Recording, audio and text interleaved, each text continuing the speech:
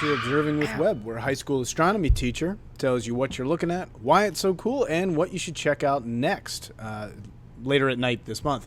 Don't forget to check out my Podbean page, mrwebb.podbean.com, my YouTube channel, also Mr. Webb PV, and also my Twitter feed at Mr. Webb PV, and you can get the podcast on Stitcher or iTunes as well. So anyway, what's going on for April? Well, we've got plenty of Jupiter time, and it's getting better and better. We also have a close encounter between Mars and Saturn, and we have a potentially decent Lyrid meteor shower, and maybe some better weather, although we did get 3 inches a couple days ago, and this weekend we're supposed to get, I don't know, somebody told me 6, but you can blame Mr. Dorsheimer for that. But anyway, let's talk about what's going on in the night sky. Mercury, Venus, Earth, Mars, Jupiter, Saturn. All right. Some of my favorite things are the planets because they're pretty easy to spot. And the best one right now is Venus. Venus is happening right around sunset. I have this set up at off in the west at sunset. In fact, sunset is technically around 7:32, but Venus is going to be right up there. So let's go 8 p.m. and you see where it's up there. Now, what's going to happen throughout the month is Venus is going to get higher and higher every day of the month until it's about 25 degrees above the horizon by the end of the month. And so that makes it very bright, very high, very good to see. So that's the planet that you can see around sunset. Let me go back to today, and now let's talk about the planet you can see throughout the month, and that's going to be Jupiter. Now you're going to have to start looking off in the east, so I'm going to switch around to the east. At the beginning of the month, it's about 11 p.m. You'll see Jupiter rising in the east. Now what's going to happen is let's go to the end of the month, the 30th, and let's rewind a little bit. You find that Jupiter rises right around sunset, or after sunset, right around 9 p.m. So Jupiter, between 11 and 9 p.m., you'll be looking for it in the east-southeast, rising up. You notice that it's in Libra, the scale's right there, and actually on the 30th there's a close encounter between it and the moon, but we'll ignore that for now. And there's Jupiter. Now what's going to happen, let me zoom out, is throughout the night, now this is 10 p.m., throughout the night it's going to get higher and higher in the sky. It's going to reach its highest point in the south, right around 1 a.m., midnight, around there. And then it's going to be setting off toward the west-southwest by morning time, somewhere off over there. So Jupiter is going to be that planet you can see throughout the night. Now you do see 2 other planets here, Mars and Saturn. So what's the deal with those? Well, let's back it up to April 1st. And if you look at April 1st, you'll see that Saturn and Mars in the morning are off in the southeast, okay? And they're actually pretty close together. Now, the next couple mornings, this is about 4 in the morning, Mars passes by Saturn by yesterday. And what you notice is throughout the month, Mars and Saturn start to separate. But they pretty much hang out in Sagittarius for the month. So what you find out is that they're going to be rising early in the morning, hanging out near Sagittarius. Okay. In fact, by the end of the month, Saturn won't rise until 1 a.m., and Mars will be up by around 2 a.m. So if you get out past 2 a.m. any morning, then you'll be able to see Mars and Saturn up in the sky. You might have noticed that I left Mercury out of the equation this month, and that's because it's basically in between us and the sun. Therefore, the sun's too bright, has too much glare, we won't be able to see it, so don't even worry about it.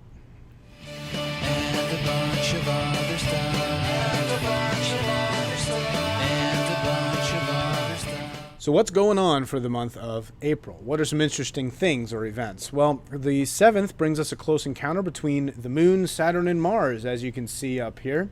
We've got the moon up here. It is an almost last quarter moon. It's a little more than half lit.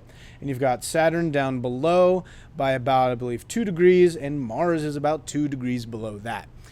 Pretty good time for a picture. You might not get all 3 because the moon's so bright, but it's certainly a great lineup right there. And technically on the 8th is when you have the 3rd quarter moon, and they still sort of have a neat little lineup there. Okay, but then let's take a look at what happens to the moon. And let's see, right about sunrise. Every morning, if you look at the moon from April 8th on, it gets a little thinner and thinner. And it's going to become a new moon on April 15th, which means we have to start looking toward the west in order to actually see the moon. And you will actually find that we will have a decent look at some of this. Here we go, moving over to the west. And let me change it to sunset in the west. And oh, there we go, there's Venus.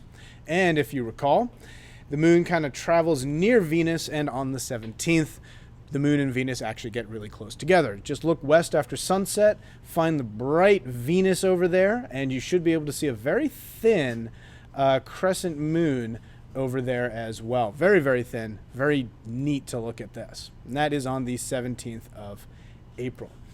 Now, not much going on except on the 22nd of April. We have a Lyrid meteor shower. Now, this is not the strongest shower. We get about 10 to 20 meteors per hour, but the moon will be a first quarter, as you can see. So it's going to give some light pollution, but what happens is, as time goes by, the moon will eventually set, let's see, right around, well, 2 a.m. Okay. So you're going to have to get up after 2 a.m. to actually get a decent shot at seeing some of these, but you might still see some anyway, even if the moon is out. And what you generally want to do is look north, okay?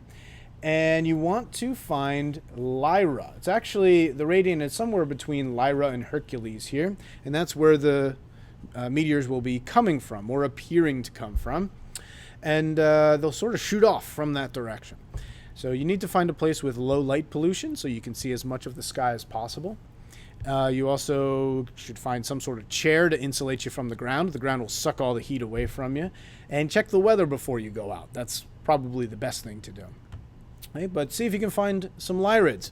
Even though they may not be great, they could have a burst where you get a whole lot more. Or, I don't know, maybe you'll find a fireball at some point. Don't know. All right, so let's go back and look at the south, and let's zoom out a little bit, and let's go to sunset, and let's fast forward a little bit. Now, the 22nd is when we have also a first quarter moon. We already talked about that. And then not much really happens until April 29th. The moon kind of passes by, and then we have a full moon on the 29th. It's visible all night. In fact, you can see it right around sunset, and it'll be up all the way till sunrise.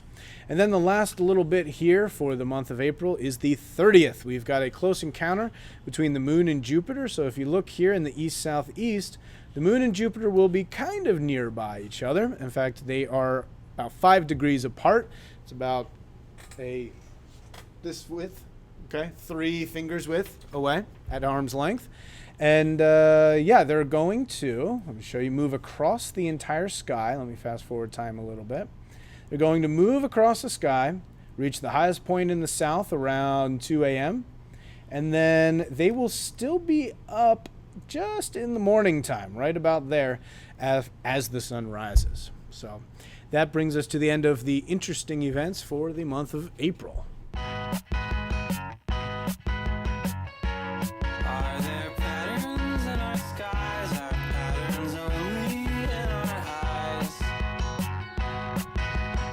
Okay, so what kind of constellations are you going to see if you're looking straight up? So let's talk constellations straight up. After sunset, let's go to April 15th. After sunset, you are looking at these guys right here. You've got Leo is sort of up there. Cancer is up there. Now that says Ceres. That's an asteroid. Just ignore that. Gemini is sort of around there. But this is what you're looking at. In fact, let me move forward a little bit more. And there we go. We've got the nice spring constellation of Leo.